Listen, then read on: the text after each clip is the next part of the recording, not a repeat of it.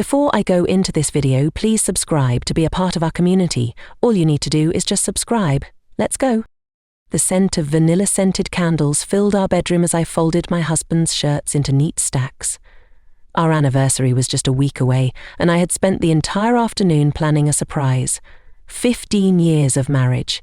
15 years of love, laughter, and memories.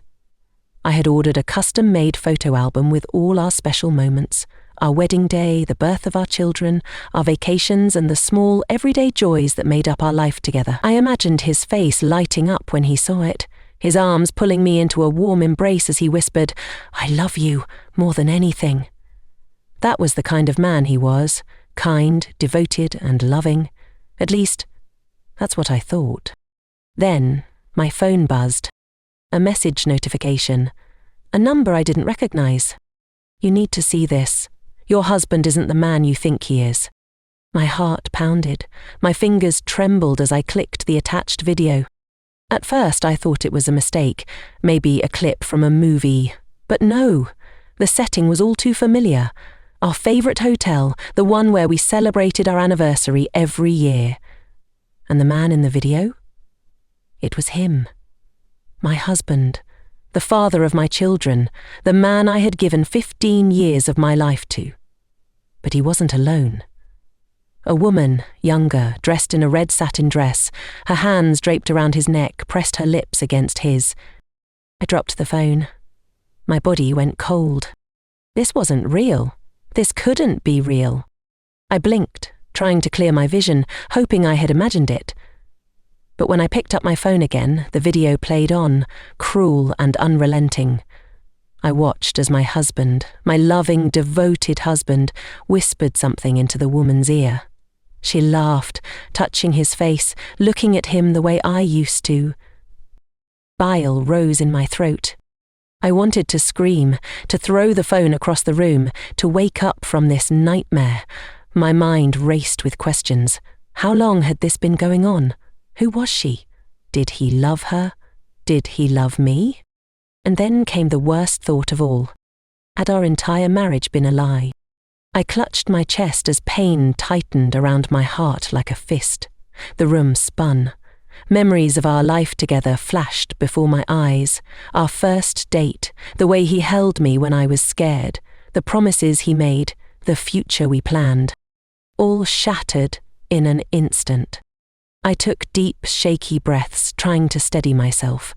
I couldn't fall apart, not yet. I needed answers. I checked the message again, hoping there was more. He's been doing this for months. Every Thursday, same hotel. Ask him about it and watch how he lies. Tears burned my eyes, but I wiped them away. I wouldn't cry, not yet. Instead, I picked up my phone and typed, "Who are you?" A reply came almost instantly. "Someone who thought you deserved to know." That was it. No name, no explanation. Just cold, brutal truth. I stared at the screen, my fingers hovering over the keyboard. Should I call him? Confront him now? No, that was what he would expect. If he had been lying to me for months, he was probably prepared for every possible reaction. I wouldn't give him that satisfaction. I needed to think. I needed a plan. And most of all, I needed to make him regret ever betraying me. I wiped my face, stood up and walked to the mirror. My reflection stared back. Red-rimmed eyes, trembling lips. A woman, broken. No, not broken. Not yet. A storm was brewing inside me, stronger than any pain he had caused. And before this was over, he would feel every single bit of it. I woke up the next morning with a plan. I had spent the entire night staring at the ceiling, my mind replaying the video over and over again. Every time I closed my eyes, I saw them. His hands on her waist, his lips brushing against hers. A younger woman, a stranger, stealing what was supposed to be mine. The pain sat heavy in my chest, but I refused to cry. Crying would mean accepting that my marriage was over, and I wasn't ready to do that. Not yet. Instead, I played my role. I made breakfast like I always did, his favourite, scrambled eggs and toast with a side of coffee. I set the table just as he liked it, with the morning newspaper neatly folded beside his plate. When he walked in, he kissed my cheek as if nothing had happened. "Morning, sweetheart," he said, his voice warm, familiar. I almost laughed at the audacity of it. How could he stand here, act normal, and look me in the eyes after what he had done? But I smiled. I sat across from him, stirring my tea, watching him closely. He had no idea what was coming. I decided not to confront him. Not yet. Instead, I wanted to see if he would lie. I wanted to hear him say the words, to witness the betrayal on his lips. So I asked casually, as if I were talking about the weather, "How was your evening yesterday?" His hand stilled on his coffee cup, just for a second. It was quick, but I saw it. A flicker of something. Guilt? Fear? I couldn't tell. Then he recovered, smiling as he sipped his coffee. "Long day at work. Meetings dragged on, you know how it is." A perfect lie, effortlessly spoken. I swallowed the lump in my throat. It was one thing to see the video, but hearing him lie so easily made it worse. I nodded, pretending to believe him. I laughed at his jokes, asked him about his schedule, and even kissed him goodbye as he left for work. And when the door closed behind him, I collapsed onto the chair, my hands shaking. The rage bubbled inside me, but I forced myself to stay calm. I wasn't done yet. He thought I didn't know. That was my advantage, and I was going to use it. The rest of the day I gathered information. I checked his credit card statements, hotel charges, dinner receipts, little details that painted a picture of his double life. I scrolled through his messages when he left his phone unattended, reading through hidden conversations filled with sweet words meant for someone else. My husband was in love with another woman. That truth was unbearable, but it gave me clarity. I knew what I had to do. That evening, I set the trap. I dressed in his favourite blue dress, the one he always said made my eyes shine. I cooked his favourite meal, lit candles, and played soft music in the background. When he came home, his eyes widened, surprised by the romantic setting. "What's all this?" he asked, placing his briefcase down. I walked up to him, wrapping my arms around his neck, just like she did in the video. "I just wanted to do something special for us," I whispered. He smiled, but there was hesitation in his eyes. Was it guilt? Did he suspect something? We ate dinner, and I watched him closely. Every movement, every glance, every nervous twitch. He had no idea I knew his secret, no idea that I was playing him just as he had played me. And as he reached for my hand across the table, looking into my eyes, I realized something. I wasn't just going to confront him. I was going to make him regret ever thinking he could betray me. The next morning I woke up with a newfound sense of control. My heart was still heavy, my mind still clouded by the betrayal, but the pain had started to shift into something else. Determination. If my husband thought he could cheat on me and walk away unscathed, he was wrong. I wouldn't scream. I wouldn't cry. I wouldn't beg. Instead, I would take my time, making sure that by the time I was finished, he would never forget the moment he chose to betray me. I spent the day preparing my next move. First, I called his office, pretending to be his secretary's assistant. "I just need to confirm Mr. Daniel's schedule for Thursday," I said sweetly. The woman on the phone hesitated for a second before replying, "Oh, he's off on Thursdays. He always takes a personal day." My stomach twisted, but I forced myself to stay calm. Personal day. So, the text was right. Every Thursday he spent time with her. While I thought he was working late, he was playing house with another woman. My fingers tightened around my phone, but I kept my voice steady. "Thank you," I said before hanging up. I sat on the edge of the bed, my mind racing. I needed to see it for myself. Watching a video wasn't enough. I needed to be there to witness his lies with my own eyes. So, I made a plan. This Thursday, I wouldn't be home, waiting for him like a fool. No. This time, I would follow him. When Thursday arrived, I told him I was going to visit my sister for the weekend. He kissed my forehead, smiling like the perfect husband he pretended to be. "Have fun, sweetheart," he said, his voice dripping with false affection. I smiled back, swallowing my anger. The moment I left the house, I parked my car down the street and waited. At exactly 6 p.m. he walked out, dressed sharply, humming a tune. I followed at a distance, my hands gripping the steering wheel tightly as he drove straight to the hotel. I parked in a corner, my heart pounding as I watched him walk inside. A few minutes later, she arrived. My breath hitched. She was even younger than I expected. Long, wavy hair, a tight dress hugging her curves. My husband met her at the entrance, pulling her into an embrace.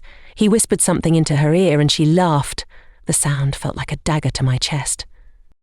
I closed my eyes, taking a deep breath. I wanted to burst in there, to scream, to let the entire world know what a liar he was. But I wouldn't. Not yet. Instead, I took my phone and snapped pictures. Picture after picture, capturing every moment. His hands on her waist, the way they looked at each other, evidence. I had what I needed. That night I drove home in silence, my mind replaying everything. My husband, the man I trusted, had built a separate life outside of our marriage. But he had made one mistake. He underestimated me. I wasn't the type of woman to sit back and accept betrayal. He thought he had control, but that night I realized something. I held all the power now, and it was time to use it. I woke up the next morning with one goal in mind: revenge. My husband had built an illusion of a perfect life, a loving marriage, a devoted wife, but that illusion was about to shatter. He thought he was in control, that his secret was safe, but secrets have a way of unraveling, and I was going to make sure his downfall was slow, painful, and unforgettable. I spent the morning gathering everything I needed. The pictures I took at the hotel were already saved in a secure folder. I printed a few of them, placing them neatly in an envelope. My hands shook as I stared at them. The images were undeniable. His arms wrapped around her, his lips pressed against hers, the love in his eyes that should have been for me. A lump formed in my throat, but I swallowed it down. This wasn't the time for tears. This was the time for action. I picked up my phone and scrolled through my contacts until I found her. Amanda Collins. The name made my blood boil. I had done my research. She wasn't just some random woman. She was his co-worker, a junior staff member at his firm, barely 27. My husband had risked everything for a woman young enough to be his daughter. The realization made my skin crawl. I took a deep breath and dialed her number. She picked up on the second ring. Hello? Her voice was sweet, polite. I could almost picture her, clueless, unaware of the storm heading her way. Hi, Amanda, I said, my voice calm, controlled. This is Daniel's wife. Silence, then a sharp intake of breath. I don't know what you're talking about, she stammered, but I could hear the fear creeping into her voice. I chuckled. Oh, sweetheart, don't lie, I have pictures, I know everything. I let the silence drag, enjoying the way her breath hitched. Then, I continued, I just thought you should know, you're not special. You're just one of many. He's been doing this for years. Another silence, then, a quiet. No. That's not true, I smiled. Oh, but it is, and if you don't believe me, check his phone, see if he's been messaging anyone else. I heard her breathing quicken. Doubt. It was settling in, and doubt was my greatest weapon. Good luck, Amanda, I said before hanging up. Step 1, plant the seed of doubt. Step 2, destroy his world. That evening, I set the next part of my plan in motion. I cooked his favourite meal, the same way I did every Thursday when he lied about working late. The house was spotless, candles lit, music playing, everything was perfect. When he walked in, his face lit up with a smile. Wow, what's the occasion? He asked, placing his briefcase down. I walked up to him, wrapping my arms around his neck like I always did. Just wanted to do something special for my husband, I whispered, kissing his cheek. He melted into my touch, completely unaware that his world was about to burn. We sat down for dinner, and I poured him a glass of wine. As he took a sip, I reached into my pocket and pulled out the envelope. I placed it in front of him, watching his expression shift from confusion to fear. "What's this?" he asked, his voice careful. "Open it," I said, my tone light, almost playful. His fingers trembled as he pulled out the photos. The colour drained from his face. He looked up at me, panic settling in his eyes. "I can explain," I laughed. "Oh, I'd love to hear it." He opened his mouth, but no words came out. For the first time in our marriage, he was speechless, and I had never felt more powerful. This was only the beginning. The silence in the room stretched on, thick and suffocating. My husband sat across from me, his face pale, his eyes darting between the photos and me. The man who once seemed so sure of himself, so confident, now looked small, weak, like a child caught in a lie. The familiar calm I once saw in his demeanour had vanished, replaced by something I hadn't expected. Fear. I sat back in my chair, watching him crumble. There was no apology, no attempt at remorse, only a look of shock, as if he couldn't comprehend that his carefully constructed web of lies had just come crashing down. He fumbled with the photos, his hands shaking. I didn't mean for this to happen," he mumbled, his voice unsteady. I leaned forward, locking eyes with him. "You didn't mean for it to happen?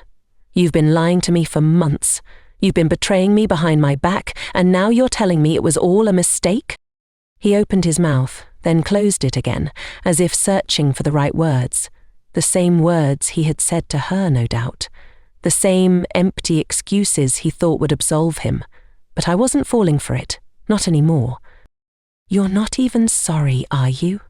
I asked, my voice cold, every word cutting through the air. "You didn't come clean.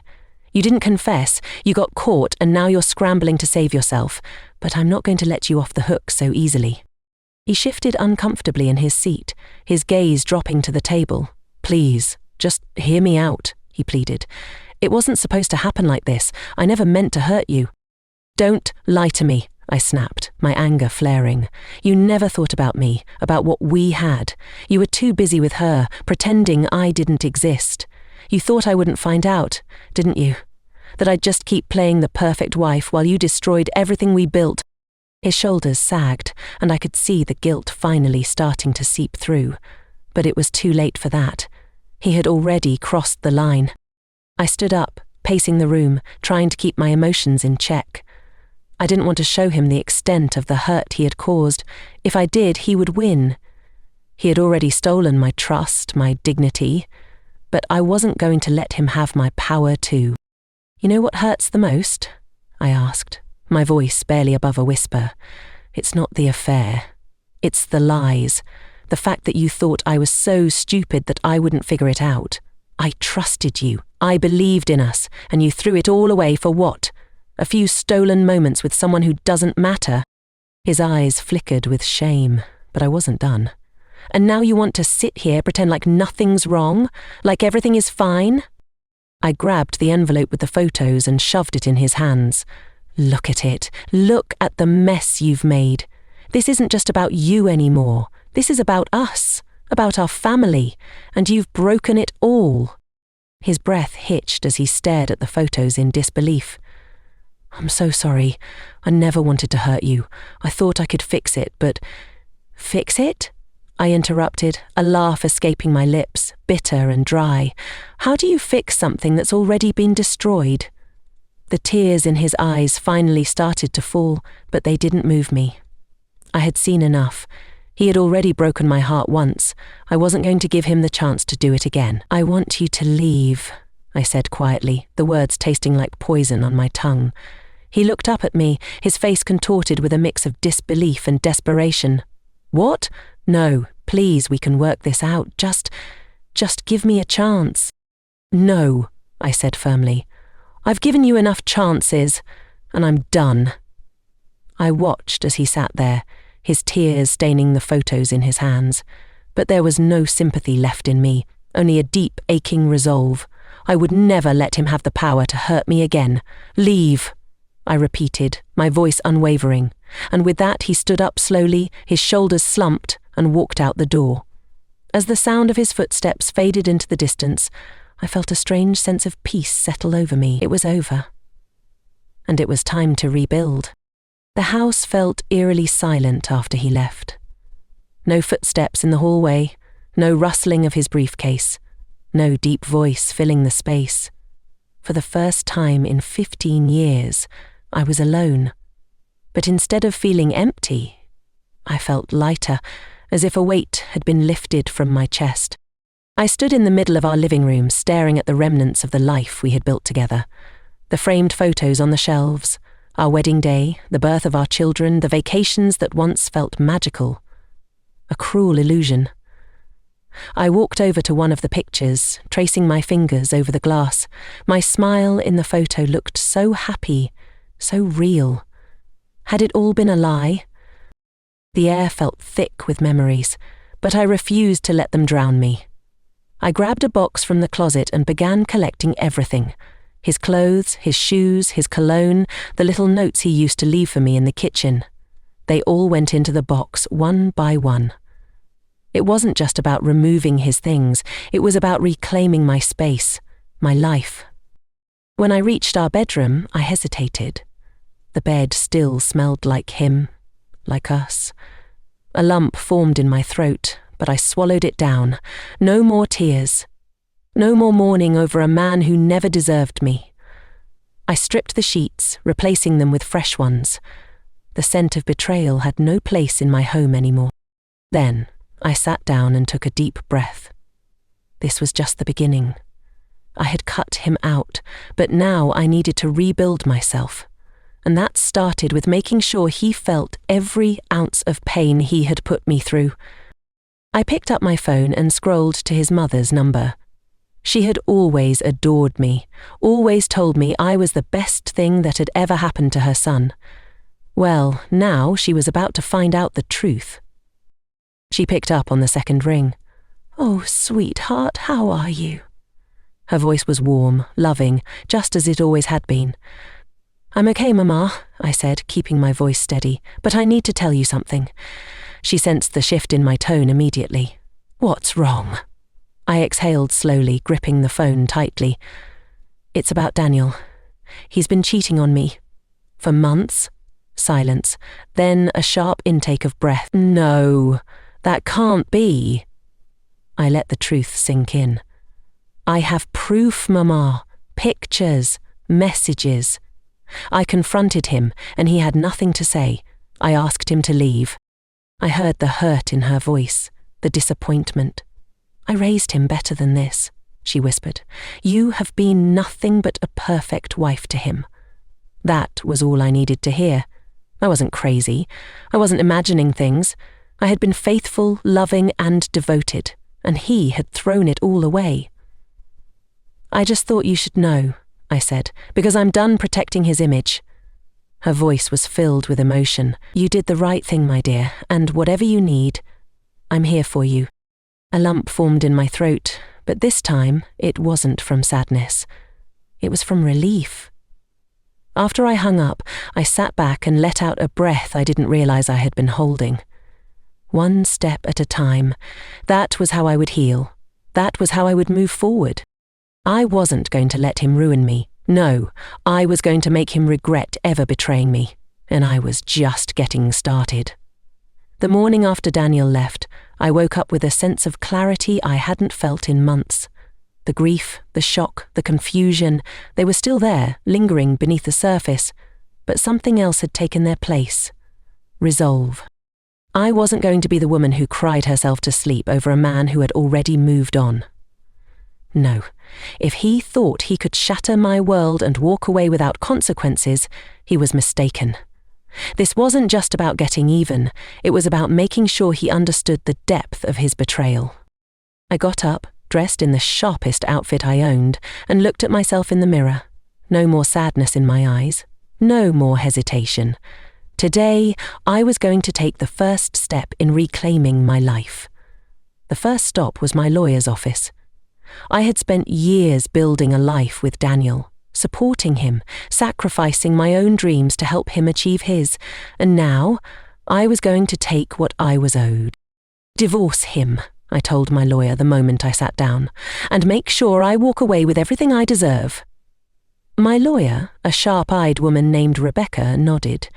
"We'll make this as painful for him as possible." That was exactly what I wanted. After signing the necessary papers, I left the office feeling lighter. The next step, making sure everyone in his life knew exactly who he was. I went back home, grabbed my laptop, and began writing. To everyone who has ever believed in love, let me tell you a story. A story about a woman who gave 15 years of her life to a man who threw it all away. I detailed everything, how he had lied, how he had deceived me, how I had found out. I didn't name him directly, but anyone who knew us would know exactly who I was talking about. I attached the pictures, the proof of his betrayal. Then I pressed post. Within minutes, the comments started flooding in. "I can't believe this. I thought you two were perfect. How could he do this to you? I hope you take everything from him. And the best one." A message from his boss. "I need to speak with you immediately." I smiled. Daniel had forgotten one very important thing. His reputation mattered more to him than anything, and I had just set fire to it. Now it was only a matter of time before everything came crashing down around him, and I was going to enjoy every second of it. The fallout started sooner than I expected. By noon, my phone was blowing up with messages from mutual friends, distant relatives, and even people I barely spoke to. Everyone had something to say. Some were in shock, others were angry on my behalf, and a few, mostly men, tried to defend Daniel. "He made a mistake," one of his friends texted. "You don't have to destroy him like this." I laughed. A mistake? Months of deception, sneaking around, lying to my face. That wasn't a mistake. That was a choice. Then the real message I had been waiting for arrived. "Daniel, what the hell did you do?" I stared at the text, my heart thudding in my chest. He was panicking. Good. I let the message sit there, unanswered. He didn't deserve an explanation. Let him sweat. Let him wonder. 10 minutes later, another message popped up. "Daniel, you're ruining my life. My boss just called me in for a meeting. I could lose my job." I smirked. His job had always been his pride, his identity, and now that identity was crumbling. I could imagine him sitting in his office, hands shaking as he tried to come up with an excuse. Maybe he thought he could charm his way out of this like he did with everything else, but this time he had no control. I still didn't reply. Instead, I grabbed my keys and drove straight to his workplace. I didn't plan on causing a scene. I just wanted to see the fallout with my own eyes. When I arrived, I parked a few blocks away and walked toward the building. As I got closer, I saw him through the glass doors. His boss, a tall, stern-looking man, was speaking to him, his expression cold. Daniel looked nervous, his body stiff. Then, something unexpected happened. A woman approached them. Amanda, the mistress. I sucked in a breath as I watched them interact. Amanda looked upset, her arms crossed tightly over her chest. Whatever Daniel had told her, she clearly wasn't buying it. She shook her head, turned on her heel, and walked out of the building in a huff. Daniel ran a hand through his hair, looking completely and utterly defeated. I smiled to myself. He was losing everything. Satisfied, I turned and walked away. I wasn't done yet. There was still more damage to be done, and I was going to make sure he felt every second of it. By the time I got home, I had another unread message from Daniel. "Daniel, we need to talk, please." For 15 years, I had been the woman who listened, who forgave, who tried to make things work even when I wasn't the one at fault. But that woman didn't exist anymore. Daniel didn't deserve a conversation. He deserved consequences. I set my phone aside and turned on the TV, scrolling through the channels until I found something loud enough to drown out my thoughts. I wouldn't let him invade my mind anymore. I wouldn't sit around waiting for closure. I was writing my own ending. But Daniel wasn't done trying. A few hours later, my doorbell rang. I already knew who it was. I took my time opening the door. When I finally did, he stood there, looking nothing like the man I had married. His shirt was wrinkled, his eyes bloodshot, and his shoulders slumped. He looked exhausted, broken. "Can we talk?" His voice was hoarse, like he hadn't slept all night. I leaned against the doorframe, arms crossed. "About what?" His lips pressed into a thin line. "You know about what?" I raised an eyebrow. "You mean how you cheated on me, or how you lied to my face for months? Be specific, Daniel." His jaw tightened, and for a moment I thought he would try to argue. But then he exhaled sharply. "I made a mistake," he said, his voice almost a whisper. "I know I don't deserve forgiveness, but I need you to understand." I let out a small laugh, shaking my head. "Understand what? That you threw away 15 years for some cheap fling? That you looked me in the eye night after night and still went to her?" He flinched. "Good. I messed up," he admitted, "but I never stopped loving you." That made me pause, not because I believed it, but because of the sheer audacity of his words. "Love? Love," I repeated, my voice dripping with disbelief. "You call this love?"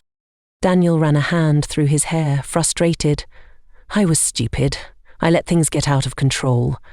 But it never meant anything. She never meant anything." I tilted my head. "Then why did you do it?" He looked at me, struggling to find an answer, but there was none, because there was no excuse for what he had done. "You don't have to forgive me," he finally said.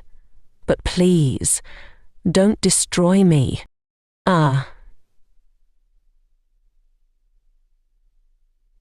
There it was. This wasn't about me. It was about him. About his reputation, his job, his life unraveling in front of him. He wasn't here because he was sorry. He was here because he was desperate. I took a step closer, lowering my voice. "You destroyed yourself, Daniel. I just made sure everyone saw it." His eyes widened, and for the first time I saw real fear in them. He had underestimated me, thought I would cry, beg, maybe even take him back. But he was wrong. "I don't owe you anything," I said firmly. "Not an explanation, not a second chance, nothing." I saw his hands clench at his sides, but he didn't argue. He knew he had lost. "Leave, Daniel." He hesitated, staring at me as if he could somehow change my mind, but he couldn't. Finally, he turned and walked away, his footsteps heavy. I didn't watch him go. I didn't need to. I had won. But this wasn't over yet. I still had one last move to make. I closed the door behind Daniel, locking it not just with the key, but with the certainty that this chapter of my life was ending. But there was still one more thing to do. One last move to ensure that Daniel never forgot what he did to me. I sat down at my desk, opened my laptop, and started typing. Subject: "To whom it may concern, the truth about Daniel Reynolds." I didn't hold back. I detailed everything: his deception, his affair with a junior employee, the months of lying, and the evidence I had gathered. I attached the pictures. I wrote it with precision, making sure that whoever read it would see him for who he truly was. Then I sent it. Not to one person, not to two, but to his boss, his HR department, his business partners, and the board of directors of his firm. The fallout would be swift. Affairs with subordinates were frowned upon. His career was built on trust, integrity, and leadership, and now he had none of those things left. The moment I hit send, I felt an overwhelming sense of power. Daniel had betrayed me, thinking I would suffer in silence. But I had flipped the script. I wasn't the broken wife begging for answers. I was the storm he never saw coming. Minutes later, my phone rang. It was Daniel. I didn't pick up. I watched as his name flashed across the screen again and again, until finally a message appeared.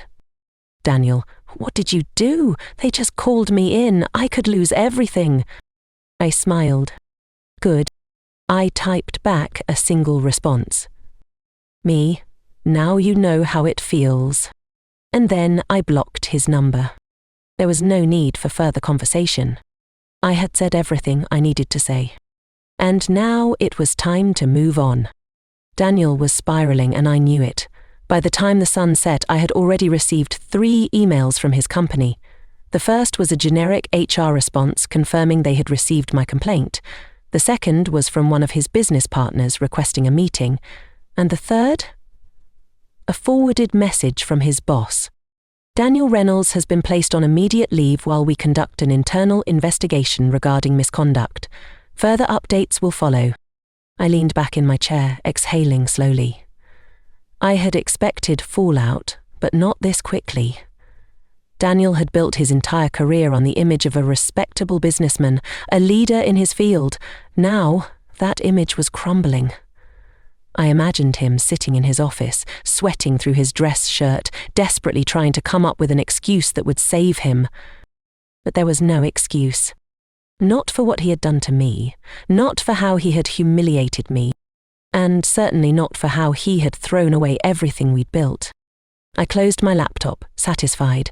For the first time in weeks, I felt something close to peace. He wanted me to suffer, to feel helpless. Instead, I had taken back control. Still, I wasn't naive. I knew Daniel. He wouldn't go down without a fight. The next day, I was proven right. I had just finished my morning coffee when a knock sounded at the door. I wasn't expecting anyone, but I had a feeling I knew exactly who it was. When I opened it, there he stood, Daniel, looking like he hadn't slept. His usually perfect hair was disheveled, his tie undone. "We need to talk," he said, his voice strained. I crossed my arms.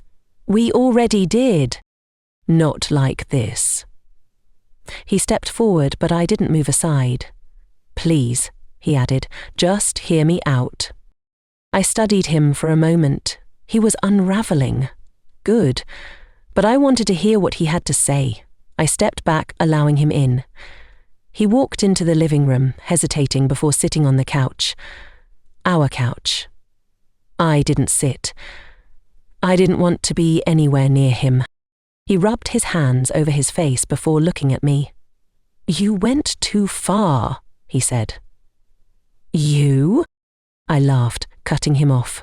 "I went too far. Daniel, you cheated on me, lied to me, and you have the nerve to stand here and say I went too far." His jaw tightened. "I'm losing everything, my job, my reputation. Do you even understand what you've done?" I tilted my head.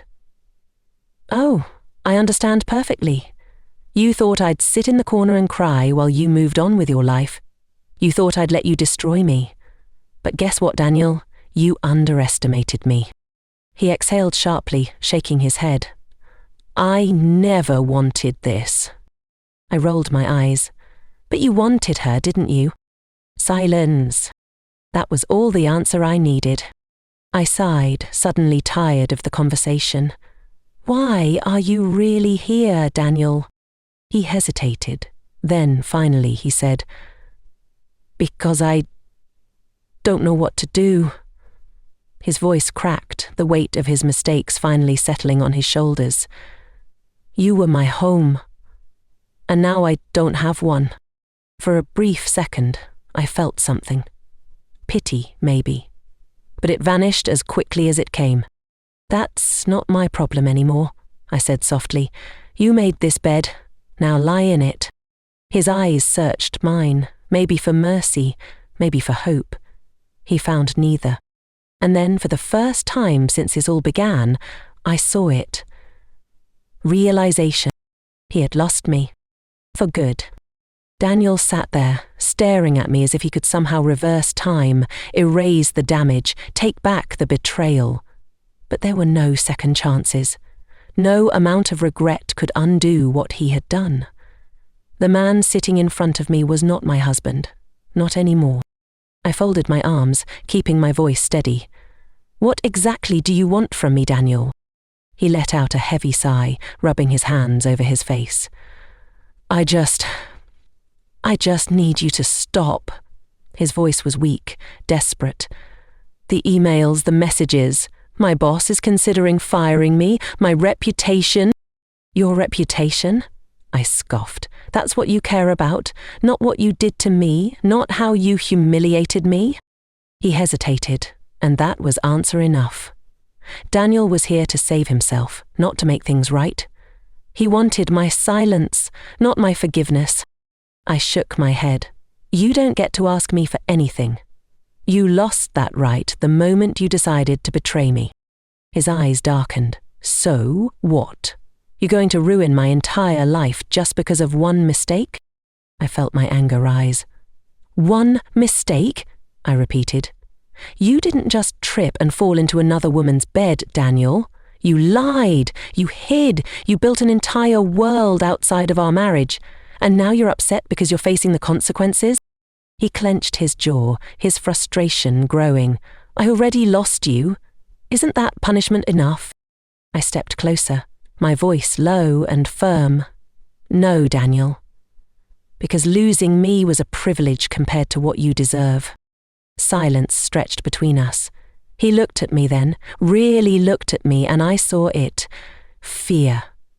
Not of losing me, but of the destruction I had brought upon him. Please, he whispered, I need you to stop. I stared at him, expression unreadable. Then, slowly, I exhaled. Fine. His head snapped up. What? I nodded. I'll stop. Relief flooded his face. Thank you. But then I smiled, and it wasn't a kind smile. But I won't take anything back either. What's done is done, Daniel. His relief vanished. I picked up my phone and walked to the door, opening it wide. You can leave now. He hesitated. He knew this was it. There were no more chances, no more bargaining. He had no power left. Finally he stood. His shoulders sagged, his steps slow as he walked past me. When he reached the doorway, he turned one last time. I never meant to hurt you, he said softly. I met his gaze, unmoved. But you did. And with that, I shut the door in his face. For the first time since this all began, I felt free. The door clicked shut behind him, and I stood there, staring at the empty space where he had just been. A strange quietness filled the house, a quietness I had feared before, but now I welcomed it. This silence wasn't loneliness. It was freedom. I walked to the window and pulled the curtain back just enough to see him outside.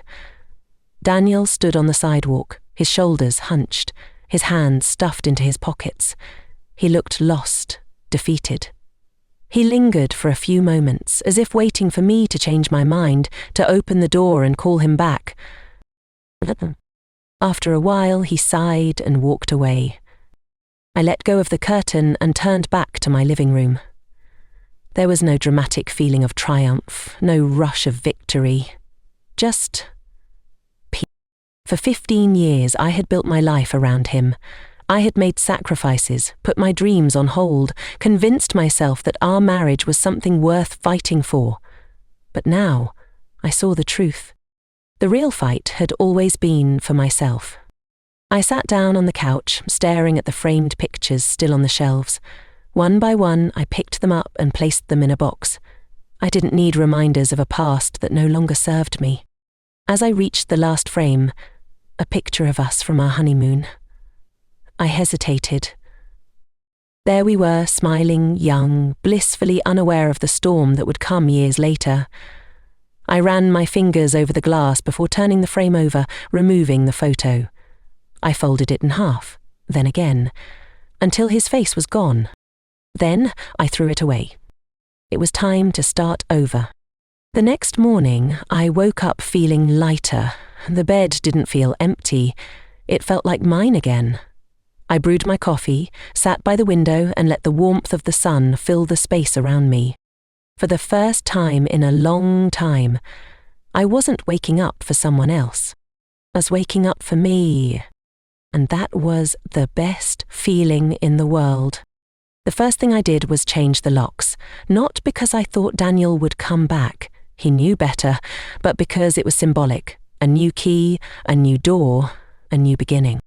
As I slid the fresh lock into place, a deep breath escaped my lips. It felt final, like I was closing off every part of myself that had been tied to him. No more waiting for apologies that would never come, no more wondering why he did it. That part of my life was over. I walked through the house, mentally listing everything that needed to go. The couch where we had sat together, the old dining set where we had shared meals, it all felt tainted. By the afternoon, I had called a donation centre to pick up half the furniture. A friend stopped by later that evening. "Are you sure about this?" she asked as I handed her a box of his clothes. I nodded. I don't want anything that reminds me of him. She gave me a look of approval. "I'm proud of you." For a long time, I had wanted to hear those words, from Daniel, from anyone. But now, I was proud of myself. I spent the next few days rebuilding my world. I painted the walls a fresh colour, rearranged the furniture, and replaced the old wedding pictures with art that made me happy. Every change felt like reclaiming a piece of myself that I had lost. One night, as I sat with a glass of wine, my phone buzzed, a text from an unknown number. "Daniel, I know it's too late, but I just wanted to say I'm sorry for everything." I stared at the message for a long moment. A part of me wondered what he wanted. Did he expect me to reply, to offer closure, to tell him it was okay? I deleted the message. Some things don't deserve a response.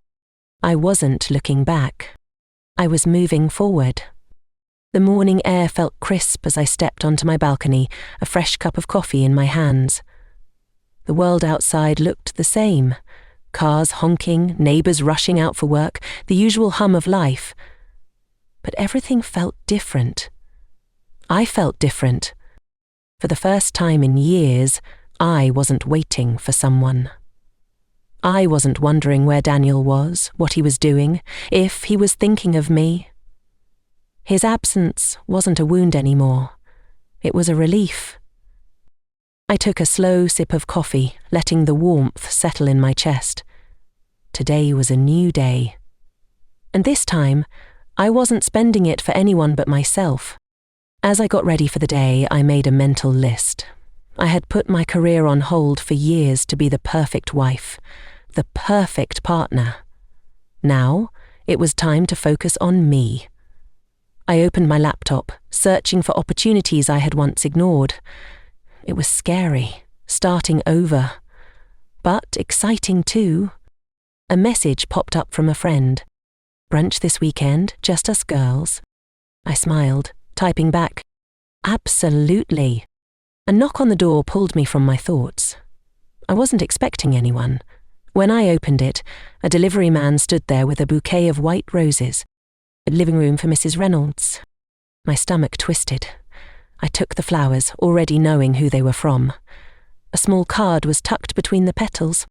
"I'll always regret losing you, Daniel."